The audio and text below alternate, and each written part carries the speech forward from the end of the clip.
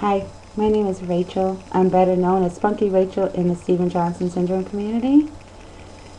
And I first want to say that I feel very, very honored to be asked to do this for the students of the University of Missouri, Kansas City. I feel as though this is a huge break in the SJS community, as us survivors feel as though we are not heard, and we definitely need to be heard. It's very, very important for this life-threatening condition be taught in all medical classes. My reaction was caused by ibuprofen. It was a generic brand of ibuprofen. I had taken ibuprofen before, prior, and nothing like this has ever happened.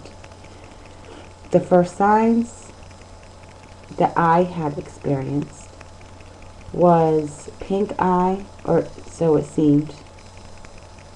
It looked as though the blood vessels in my eyes were busted. Clusters of blisters around my mouth.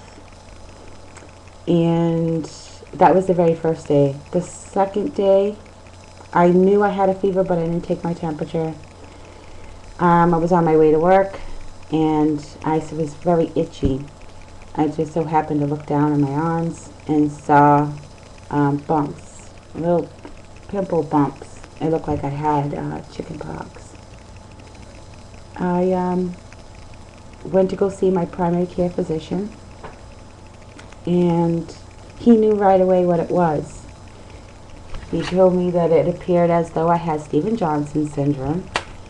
He told me that he wanted me to go to the hospital, that which was only virtually right across the street. And he said, but from there, they most likely are going to be transporting you to Boston Mass General. And then most likely to the burn unit. I was concerned. I thought that my mind was really all over the place. I didn't really know what was going on. So I went to the hospital, and sure enough, I was there about two hours. They did all sorts of tests, and nurse came over to me and said, we're transporting you within the hour to Boston Mass General. We are not equipped to handle your case. Went to Boston Mass General. More tests were done. Doctor came in and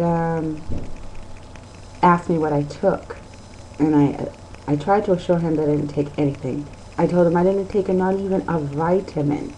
I did not take anything. He said, you must have taken something, and I'm going to leave you alone right now, and you're going to think of what you took, and when I come back, I really need for you to tell me what you took. He told me that I need for you to think of what you took from 2 weeks from today. At least 2 weeks. Today from 2 weeks prior.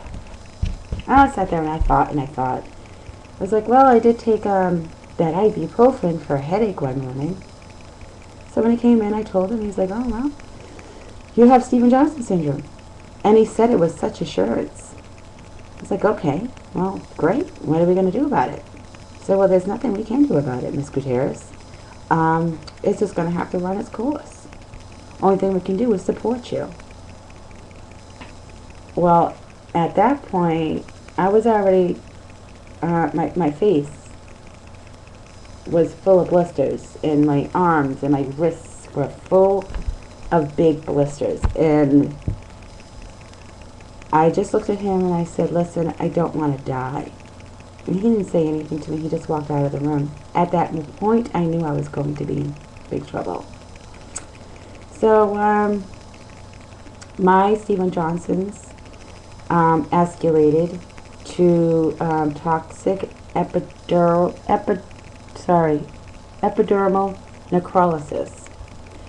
I was put in a medical-induced coma. I lost 85 to 90% of my skin. And I was in the medical-induced coma for about 6 weeks. And I spent an additional month in rehab. The healing time from beginning to end took about 4.5 months. I am very, very lucky to walk away with my life. And not only am I lucky to walk away with my life, but I'm very lucky to be able to see, because many people who are just affected by Steven Johnson's, not even the tens as I had, Steven Johnson's, a lot of them lose their eyesight if they're so lucky to walk away with their lives. So this is huge, and it is said that it Steven Johnson syndrome only affects one out of 1 million people per year.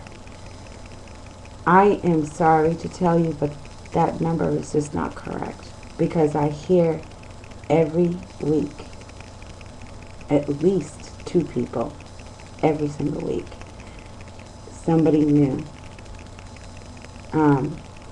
contracting the syndrome. And with the new drugs coming on, more and more new drugs, these numbers are going to continue to climb. So this is extremely important for all of the medical profession to be educated on this, because it is an extreme condition, and it needs to be addressed, and people need to be educated. I just wanted to say one more thing. The most common drugs that causes SJS or TENS are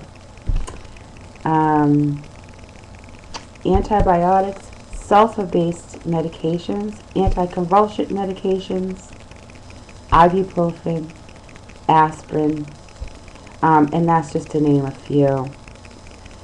Thank you again to the University of Missouri, Kansas, and if you need or want more knowledge, I urge you to visit the Steven Johnson's Foundation.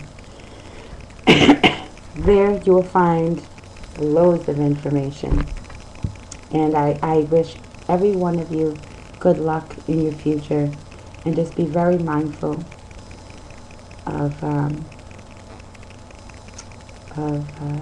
this condition. Thank you. Bye-bye.